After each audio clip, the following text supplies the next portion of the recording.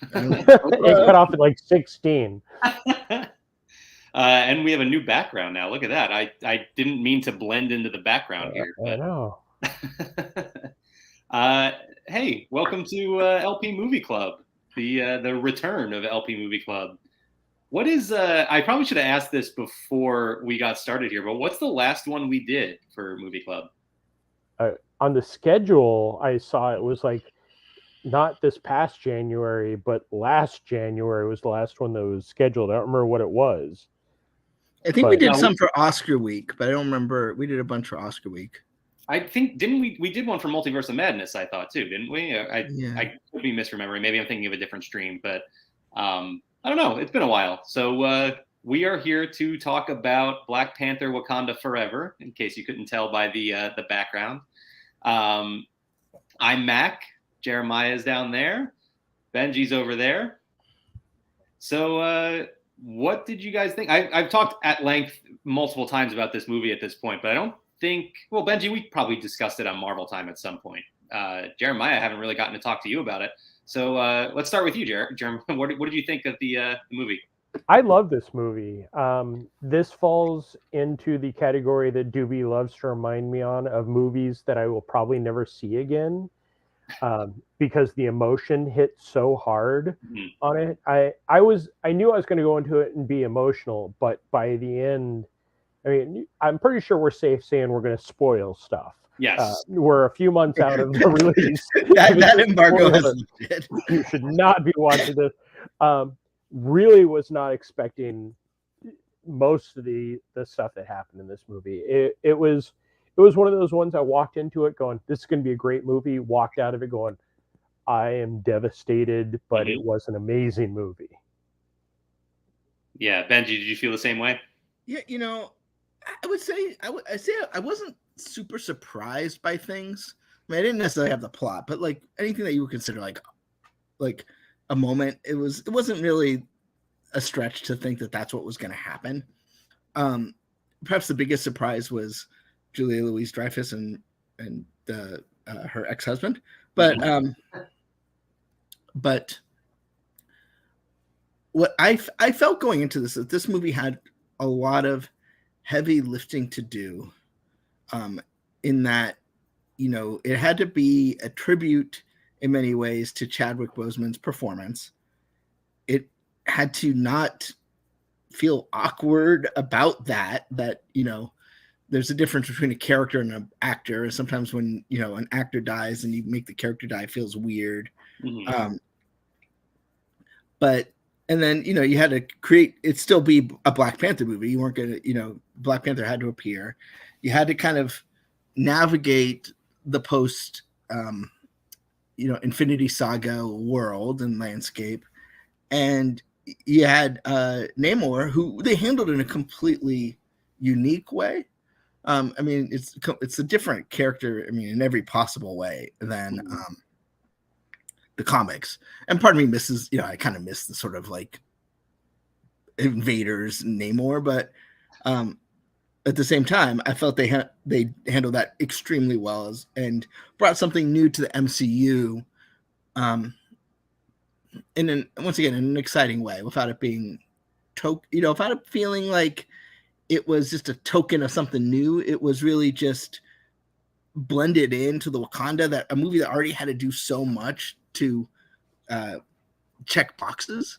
I mean, I think this movie was essentially in pre-production before he passed away. This isn't like he passed away and then they started making this movie. I mean, there was already a germ of idea, and he didn't feel like, it was just he died off screen and that was it was integral to the plot. So I was really impressed by the craftsmanship of it. I will say the only part that I kind of walked away with going that was kind of just to shoehorn in was he's a mutant, and it's like that really is not a definition of a mutant in the way that we know in the Marvel comics, where it's like he's just born. Well, we don't necessarily know what a mutant is in this world. Yeah. I mean, this is not, especially you have a character Namor who's a mutant in the comics, and at least at one point. I don't know. They've retconned that 100 times, but who knows what the mutants are going to be like. I don't think it's going to be just sort of a retread, because they haven't seemed to do that, right? They always they take things that you think are basic core Marvel things and do it in a way that doesn't degrade that classic stuff. Like, I mean, even like at Spider-Man, you expected Uncle Ben at some point to say great power takes great responsibility, but they have Aunt May do it at the end of sort of the trilogy, and in a way that makes total sense. It feels natural, and it doesn't necessarily, sacrifice what you would consider a core ideal of the character. And I think that's one thing that I mean, not to poop on DC, but they're either too much, their problem is they go away from who the character really is, and in a way that's just out of left field. So yeah, and I think mutant is a vague term too, that it can be any little change. I mean, you go back to, I want to say it's First Class, the first James McAvoy X-Men movie, when he's talking to this woman, and he points out her green eyes and points out that green is a mutation. And so it could be any little thing, like for Namor, he's talking about, or Namor, we'll talk more about the pronunciation. But he for him, it's just his ears, right? Like his ears were the things pointed, and then the wings on his feet too. But it's such a little thing that is his mutation. But I really like that they threw that in there, because as Benji alluded to, he is Marvel's first mutant. And again, they've retconned it. And that's the case with anything in comics, really. So I do really like that they threw that in there. I'm actually also a little bit glad that they probably a little bit glad that they didn't hit the music cue again, because I think it might have been a little bit overdone at that point. But just going back to the beginning. And you can't beat the way they did it in Doctor Strange, right? Like, right. I mean, I hope that when they do their eventual X-Men movie, that they use it, but at the same time, like that, although having movie back to back with like a token little is just okay. I get what you're doing. Especially they even did it in Ms. Marvel. It's like, okay, you had your two chances. Now we get to wait till you actually do a proper X-Men something. Daredevil 3. The X-Men Return. I want to go back to the beginning here too, and just say that, like what Jeremiah was saying, I felt it leaving the theater. I saw this twice in theaters, and both times, walking out of the theater, I was drained. It was an exhausting movie. It's a great movie. I think incredibly acted, very well written. Like Benji was saying, they did such an awesome job of creating a brand new movie on the fly. So it's a great movie. It's probably not one that I'm going to watch a ton of, because it's a lot. It takes a toll on you. And, obviously the big part of that is the situation with Chadwick Boseman. And I mean, Benji, you touched on it a little bit. Jeremiah, how did you feel about the way that they handled sort of paying tribute to Chadwick Boseman, but also moving the story forward and creating this original movie? So just as you saying that, I just like got the emotions like hit me right then. I was rethinking about it. When the first trailer started coming out, we all kind of went, okay, we know he passed away. We get that. And I was worried a little bit that it was going to be too much of the, Black Panther, T'Challa, Chadwick has passed. And it is a perfect arc of what we as humans feel with death. Like, we're not accepting it, the anger, the acceptance, and it went through it well. And then, as somebody who's lost people in our worlds, it hits the moments where you think back, or you're, looking at it now and you're like, wow, that was exactly me. So I think they did an amazing job with the tribute, how it was handled, and then leading into the future. I think one of the things that hurt the most was the additional death in the story. That was one that I was not expecting at all. And coming out of it, I was just like, I can't do this anymore. Yeah, the moment that's going to stick in my memory is that Marvel scroll where it's just complete silence and it's Chadwick Boseman again and again. And I don't know what it was like for you guys, but in my theater, the only sound you were hearing was just sniffling throughout the audience. So it was definitely a powerful moment. Yeah, I think it's interesting that we've had several deaths in the MCU. I would say we have like 4 major ones, right? We've had Loki, we had Gamora, we had Tony Stark, Iron Man, and we had Black Widow. Okay, good point. And Black Panther. And Black Widow seems to be done. They weirdly went back to do a postscript. But they passed the baton essentially. Loki, they used multiverse magic, a very comic book thing to do. Yeah. I think it was okay because it's sort of true to Loki-ness, Yeah. And then you had Gamora, who came back to time thing, but it's a different Gamora. So I'm okay with that one too.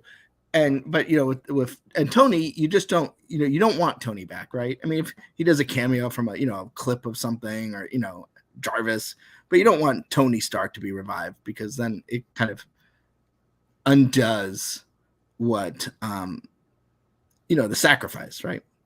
And then obviously Black Panther, Chad, it's a little bit more complicated because you're not going to bring the actors gone, and it made you realize that if this was a comic book, he'd be back eventually. But this is a world where, because these are people are not created by pens and pencils, this is a world created by performers. You're not going to have that ability to just bring T'Challa back, and even though he'll live on forever in the comic books, this has a level of finality that as a comic book person you're just not used to. I mean, how many times have we read a comic book and be like, oh, Doctor Strange is dead for now? Hasn't he died in the past like 3 months 5 times? Yeah, well, I mean, so and then he just came back, right? I mean, even last a year. And I remember going to reading The Death of Superman. That lasted a good 10 seconds too. And so it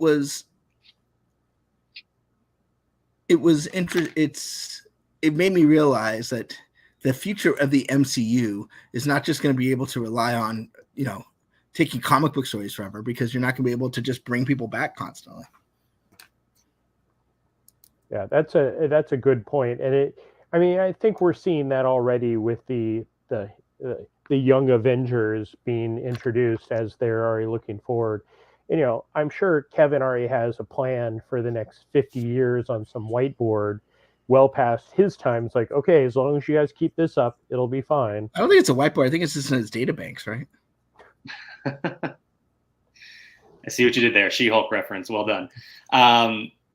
Yeah, I do think they've also set themselves up with that workaround of the multiverse too. Like you're saying, you don't want Tony Stark back, and I agree. It kind of removes all consequence from this whole universe.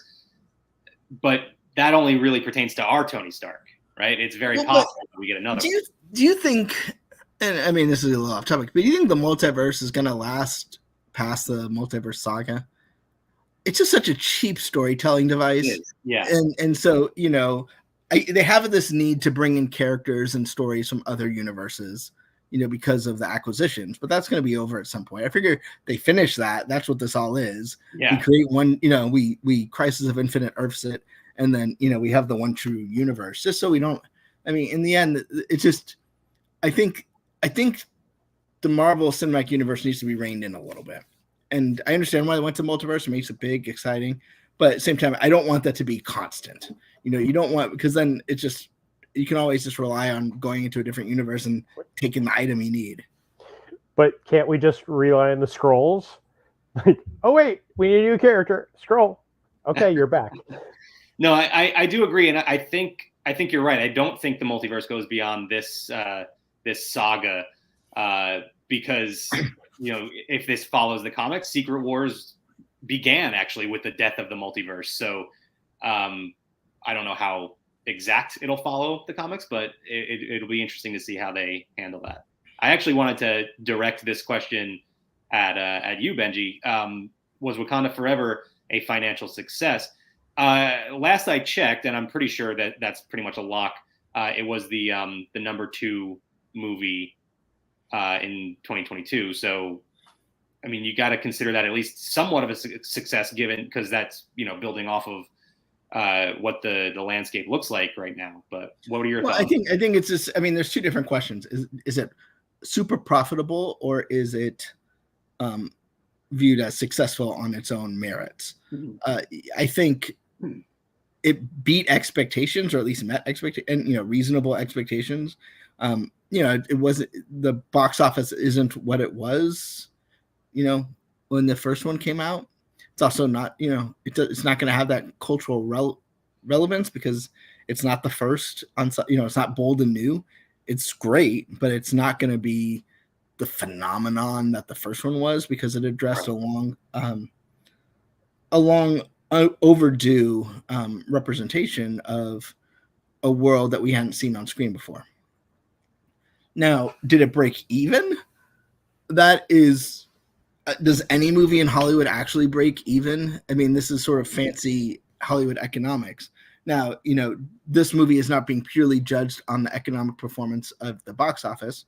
Obviously, it will be on Disney Plus, probably the next month or so, and it will get compensated for that.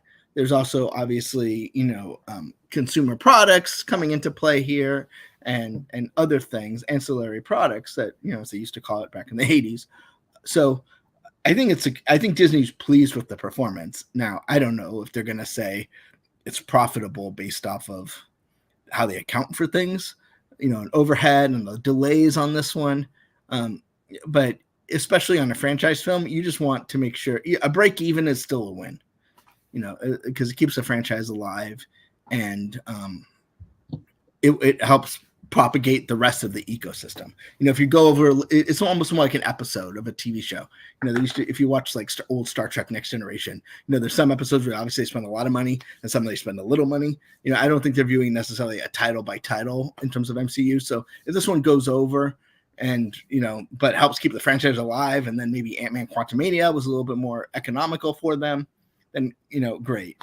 But, you're going to see a lot of, I know it's like the opposite of being a hot take. I just think it's just a very simplistic way to view the success of this film. But if you look at other films that were released, I mean, it's really second to Avatar, The Way of Water,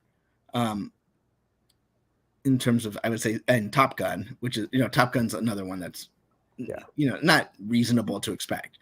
And so I think you have to be pleased if you're basically the number 3 movie, and the other 2 are, phenomenons as opposed to just, being successful movies. So, I would not I would not, even if on paper it's considered a loss, that doesn't mean it's an actual loss, because they do things to make sure that movies don't make a lot of money, because you have people who have profit participation. So they throw in overhead to kind of bring down the cost, even though on a cash basis, you're still fine.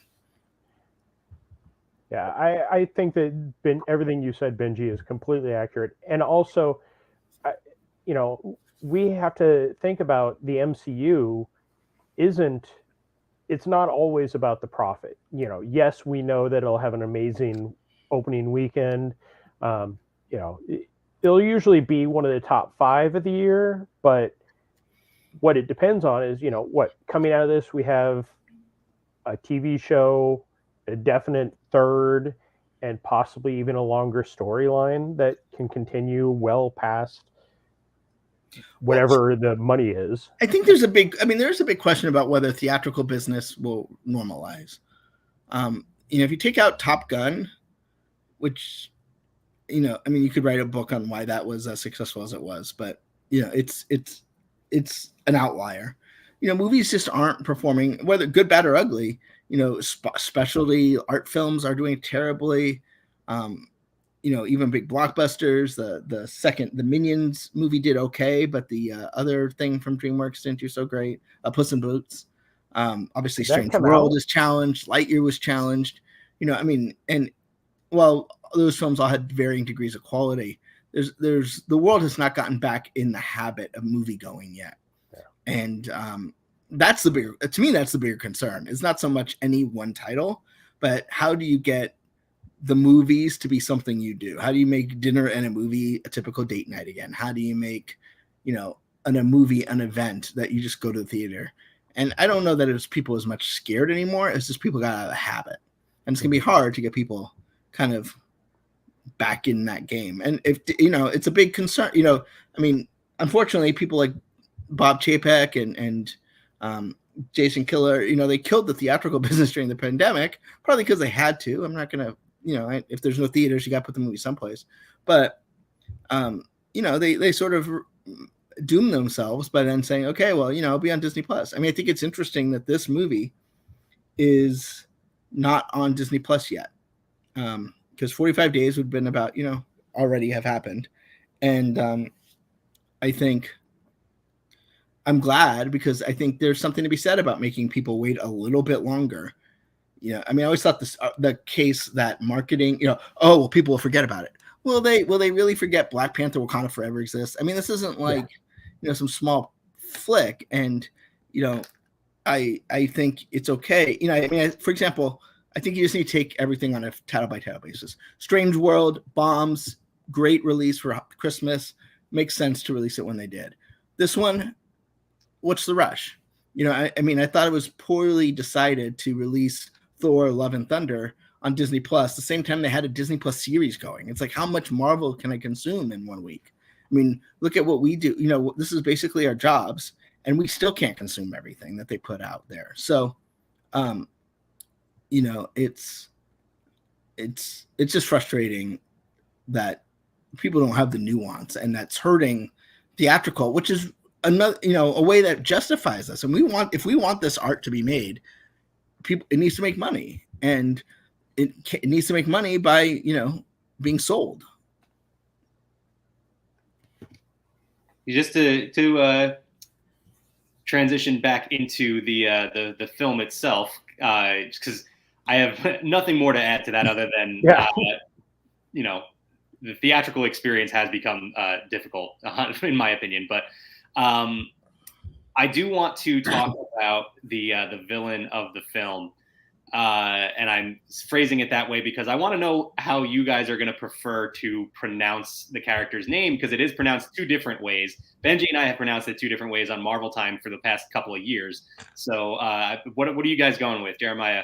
It's always Namor to me. Namor, okay. And Benji, you were always Namor too, right? Yeah. Yeah, I always went with Namor, and then they started saying Namor in some of the marketing and stuff, and then he pronounced it himself as Namor. So I guess I'm going to stick with that. I actually just call him the Submariner. Yeah. Okay. That is his proper name. The is his middle name, and Submariner is his last. Right. Benji, you mentioned earlier that they, really changed the character for this film. I think they did a good job of that, because I think what Marvel, for the MCU specifically, has done so well has been creating villains that we can, at least on some level, relate to and kind of see where they're coming from. And I think they did that here with this version of Namor. So I don't know. I wanted to get your thoughts on, we're not relating to the winged feet or anything, but there are some other elements. Jeremiah, how did you like this version of the character? Going back to Benji talking about DC versus Marvel, DC they are going to keep their feet in the comic as much as possible. Like, they may change the character, like what they do, like Superman breaking somebody's neck, spoiler there, but they don't adapt their characters to the real world. And that's always been DC Comics versus Marvel Comics. I mean, that goes back to Stan Lee saying, I created a black character because there are black people in the world. They always do the great job of taking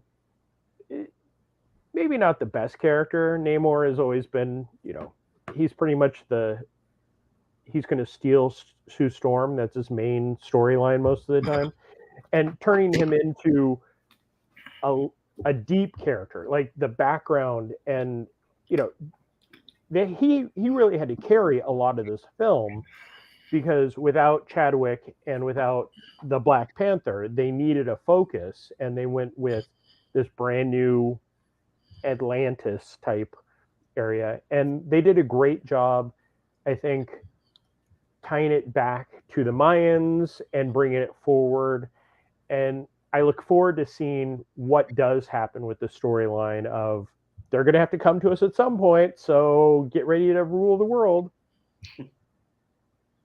Ben, anything you wanted to add? No, I think you take a character that's kind of boring, to be blunt, when he's by himself, and found a way to integrate him that Marvel Comics hasn't done despite their best efforts in 80 years. So he's fun when he's with Captain America.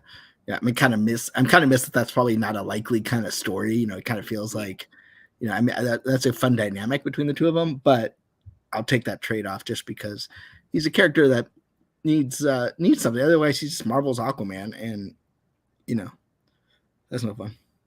I will say I think the comics have done a good job with him in some of the crossover events and things like that, and the whole Cabal storyline. Oh, I agree, but it's always him with somebody else. Like it's always him. No. It's not. He's good when he's part of the MCU representing his people, or his perspective. It's just that then when he goes to his kingdom and it's like, this Atlantean doesn't like this Atlantean. Oh no, like, it just got.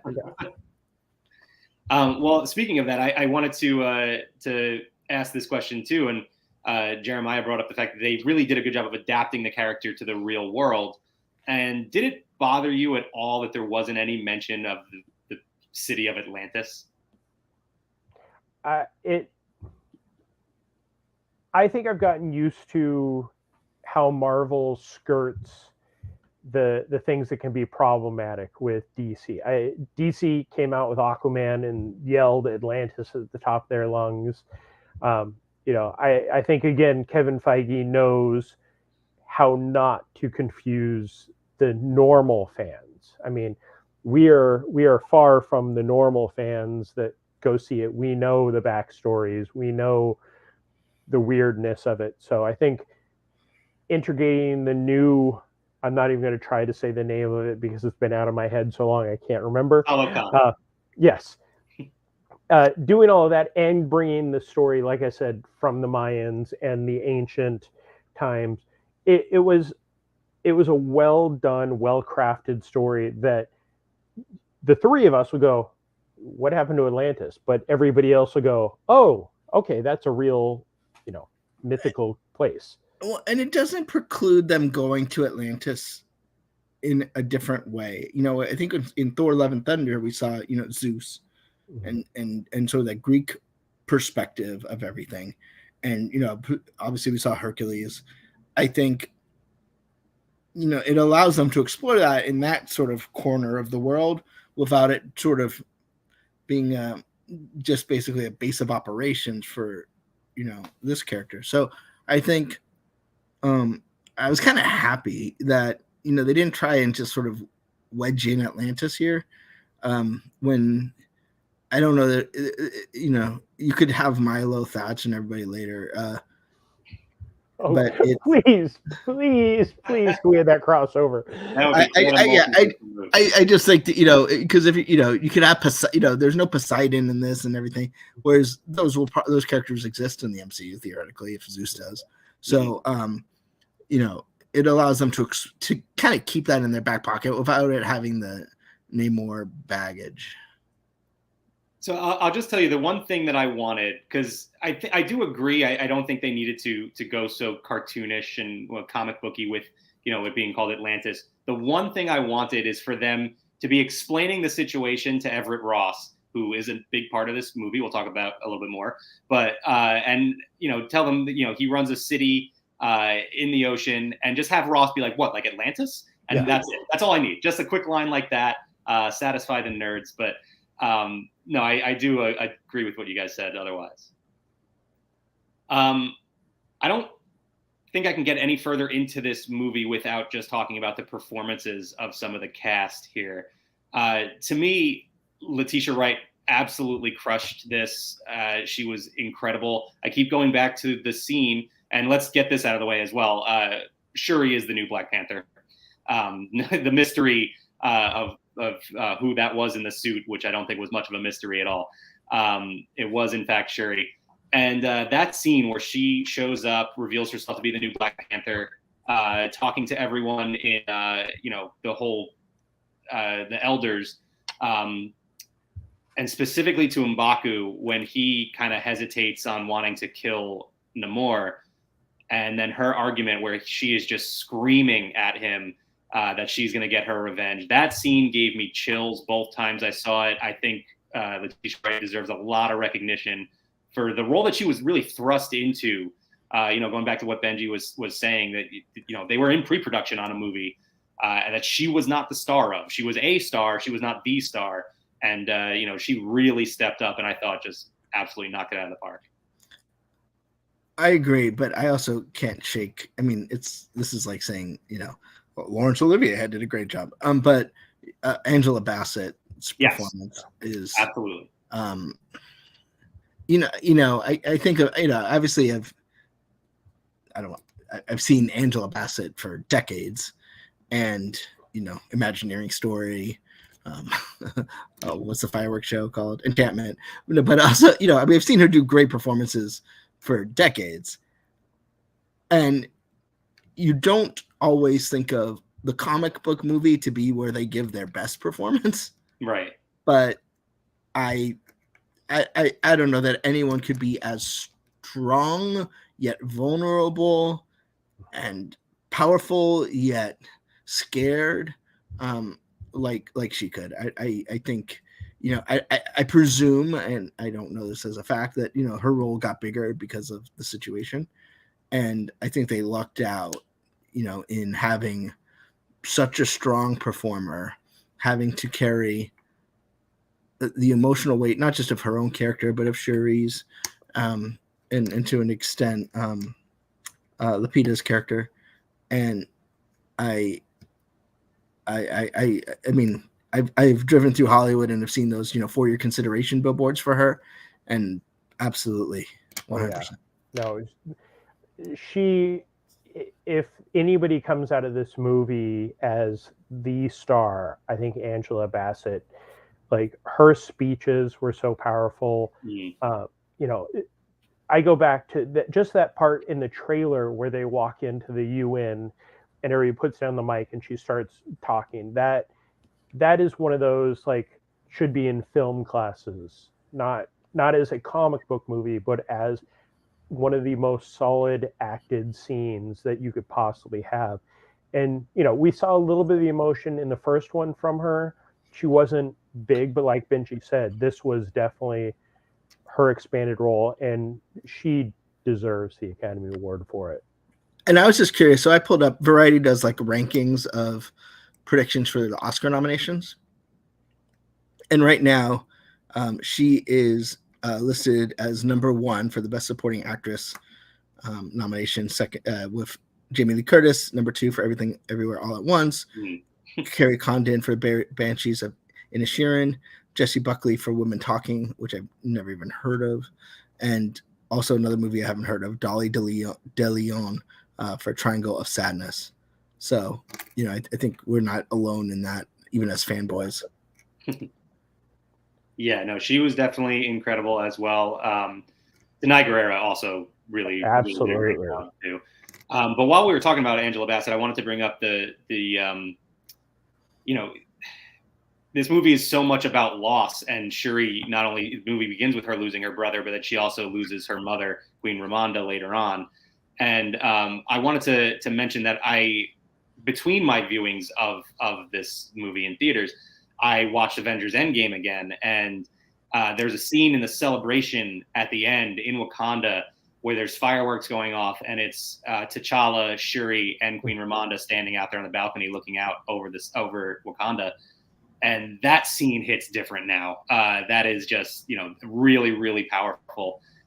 So it's amazing the way that they tell the story going forward, and it changes the way that it feels going back. So it's just some really, really impressive storytelling.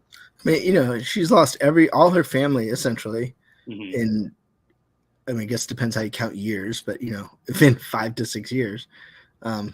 I don't know if was she around during the snap? Yeah, she survived because she says at one point, I think she was her and Shuri were running. Okay. So it was kind of just the continuation, but yeah, I mean, it's losing her father, her brother, her mother. It's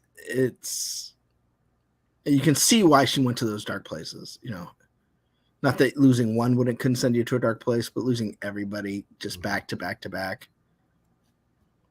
Yeah, no, absolutely. And actually it sets me up for another point I wanted to talk about is, when she takes the heart-shaped herb and she gets her journey into the Jalia, the vision that she sees, so different from T'Challa going and seeing his father, T'Chaka. She instead sees Killmonger. And the parallels of those characters, they all just kind of come pouring out immediately. First of all, though, I was blown away by the fact that I heard some rumblings, but we didn't know for sure that Michael B. Jordan was in this film. I had that spoiled somewhere for me. So, I didn't know it still was sort of a shock in that the way it happened. Yeah. I get, because you're watching the movie, you're not thinking about, oh, here's where here's where this character's going to show up. But,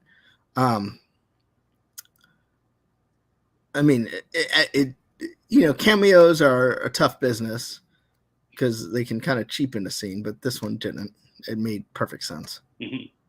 Yeah, I was lucky enough to see it with Disney Parks blog screening, and it was dead silent as she's coming around the chair, because we had no clue who was going to be there.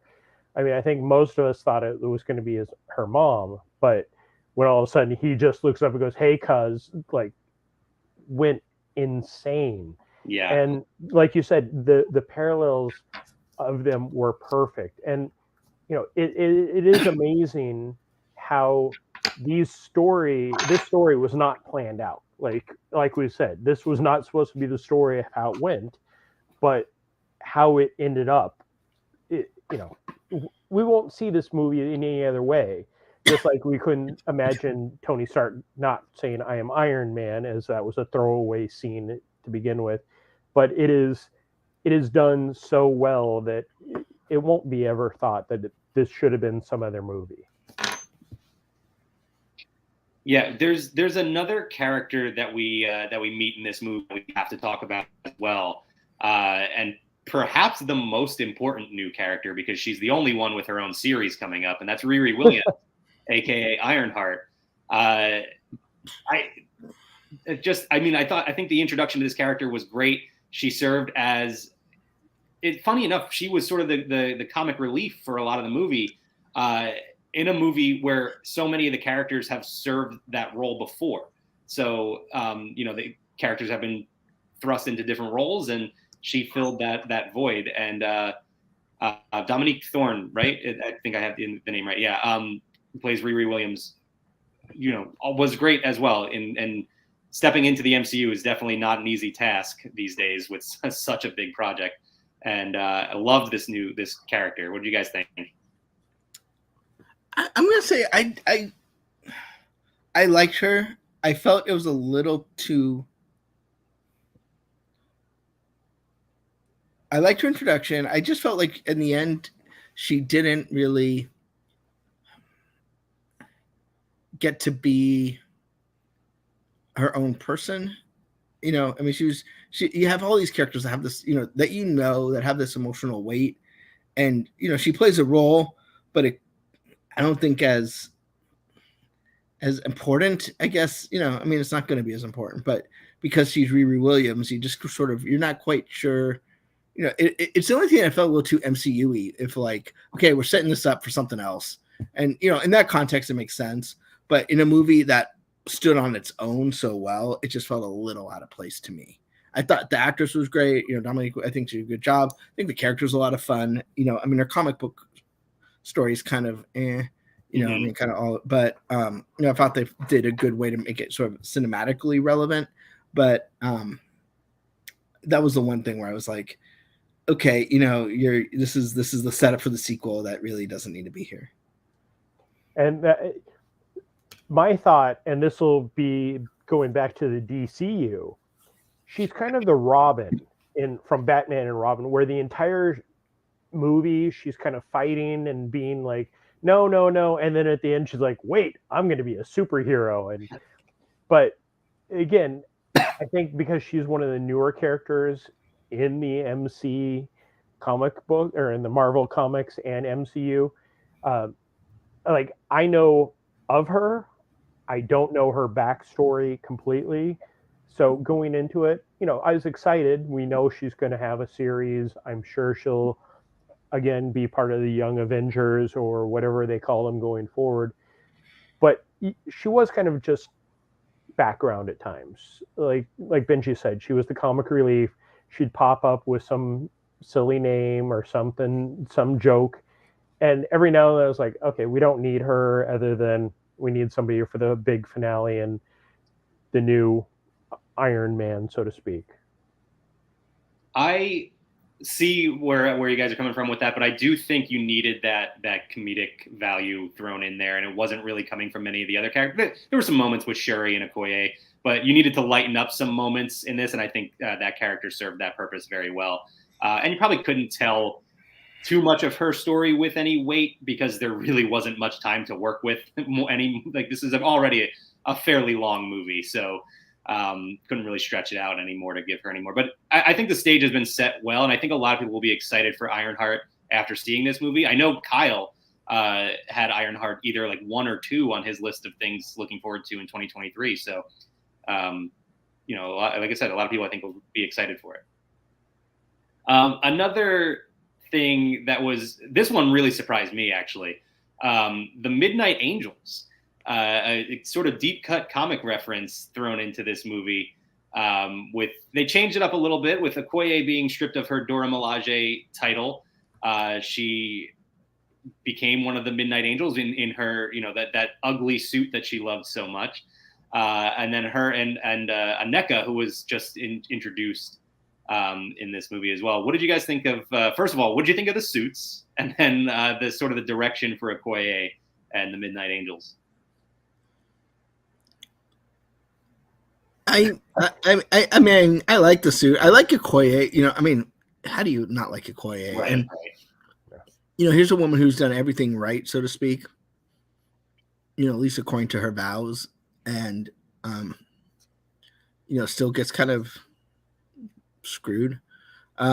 So I really like her arc. The Midnight Angels is a deep cut. Yeah. What was it? Were they introduced in Doom War? I would have to go back. I want to say it was like 2010 or. Yeah, it might have been a little bit more recent than that. It's with T2, the Wakandan, who kind of stirs an uprising and all of that. I'm not sure what the name of the story arc was.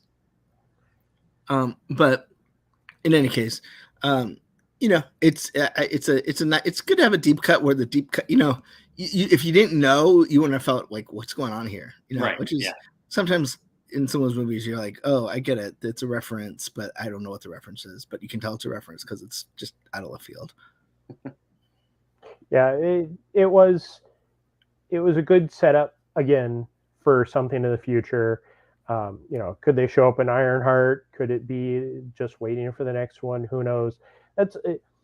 To jump off this one thing. This is one of the things about this phase that has bothered me so much, is there's been so many cuts, so many new introductions, and we don't have any. We don't have Infinity War. We don't see the Avengers. We just see new characters popping up left and right. So hopefully they do something good with them. The suits for me was, again, we don't need to hear "I hate the suit." I think she says it like 4 times in the movie, or it's ugly. I think it's only twice, but I'd have to revisit it. Yeah, it's a good setup for what's to come. And again, I think that I've said this multiple times. They did the setup, they did the legwork for whatever may be next.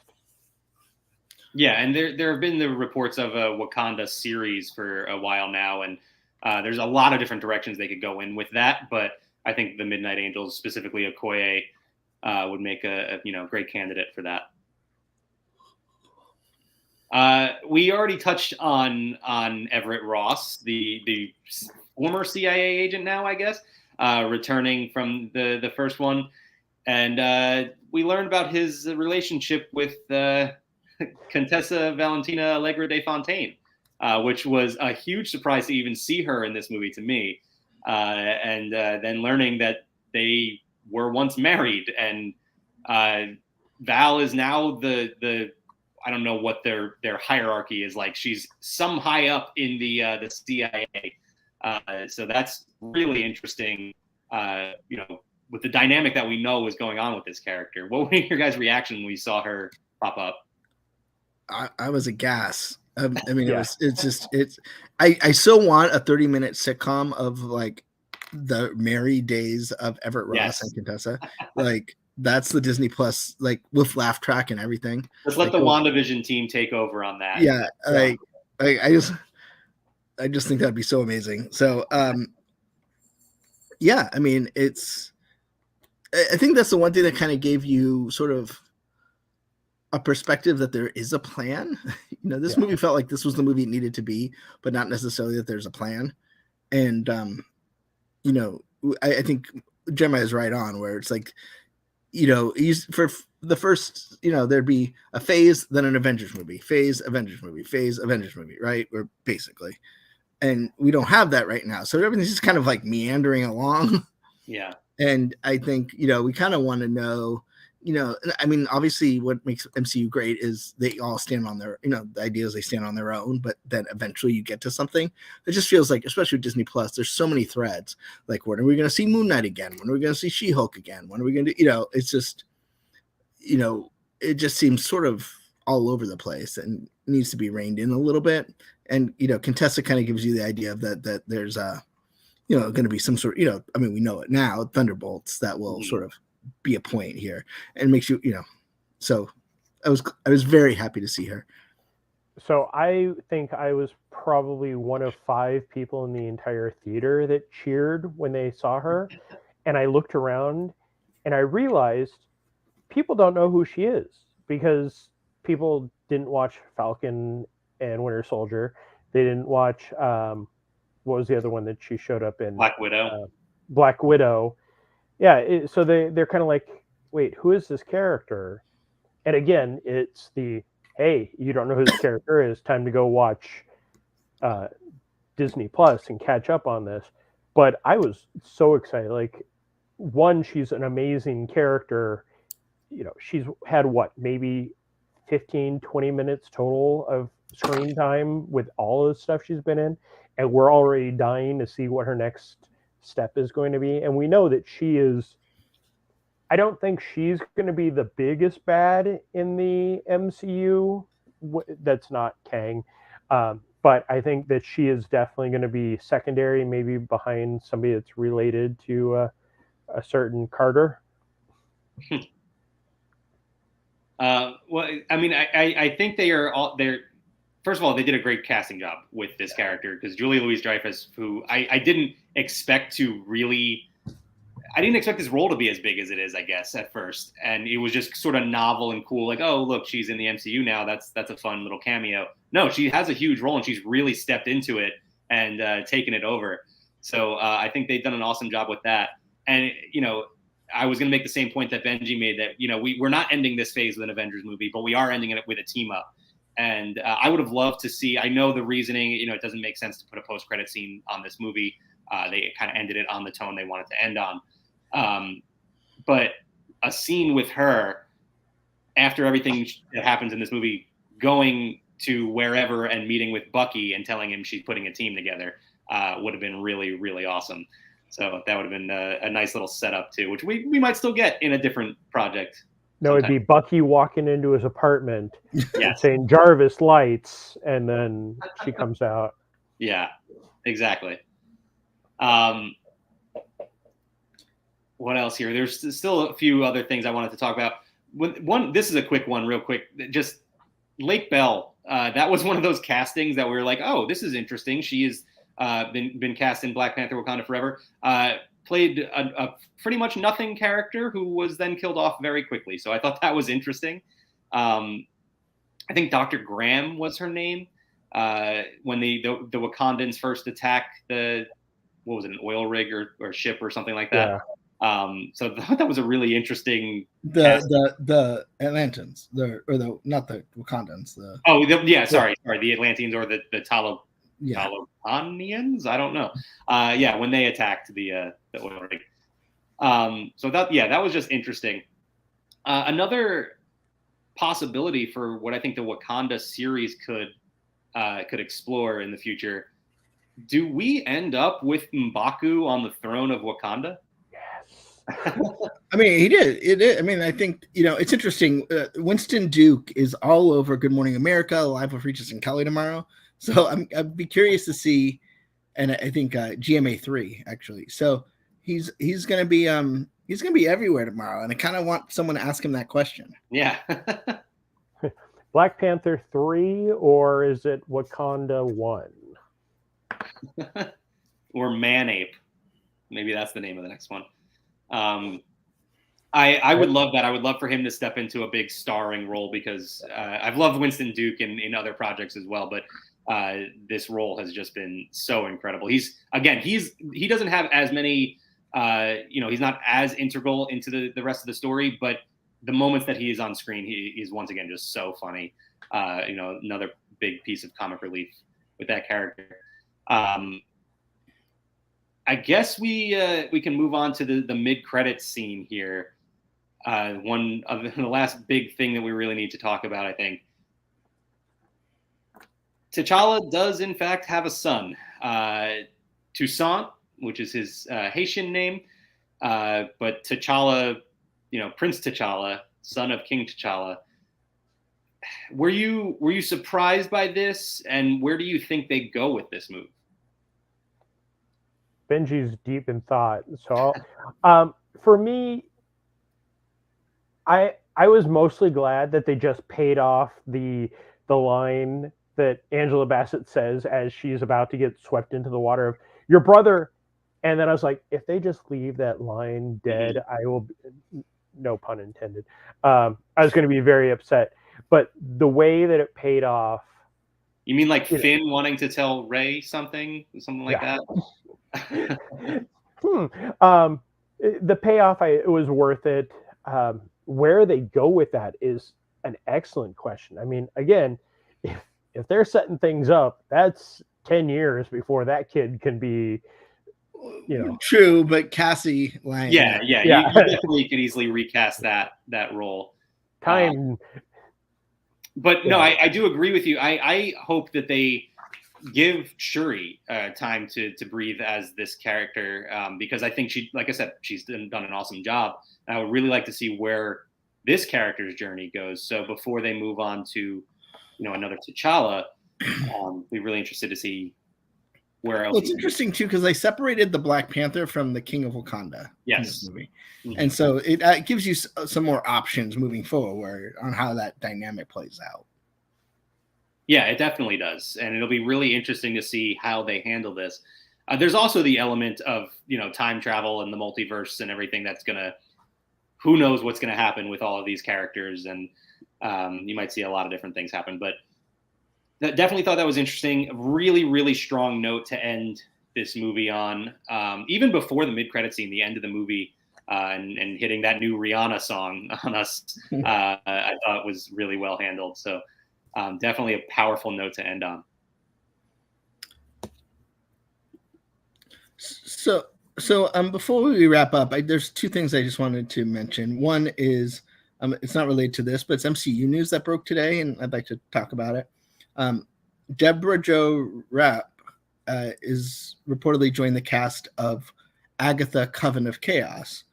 And because she appeared in Westview in WandaVision, it implies that, we didn't know if this was going to be an origin story taking place in the past, or if this was going to be, sort of a continuation out of where we left Agatha after WandaVision. So, I think this implies that at least a part of this show will still take place in Westview. And so. Or is this just the 90s, that 90s show continuation? Yeah, well, I was kind of surprised because she has that new Netflix show. Yeah. And I was like, she's not going to be available, but I guess, they make it work.